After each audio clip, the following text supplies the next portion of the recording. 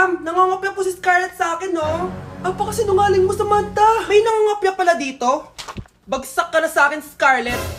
Apakasama talaga ng ugali mo, Samantha. Nay! O anak, anyari sa'yo? Binagsak ako ng teacher ko. Naniwala kasi siya kay Samantha na nangopya daw ako. Totoo ba yun, Scarlett? Hindi, Nay. Siya talaga yung nangopya sa akin. Walang iya yan ah! Humanda siya sa akin! Tara, anak!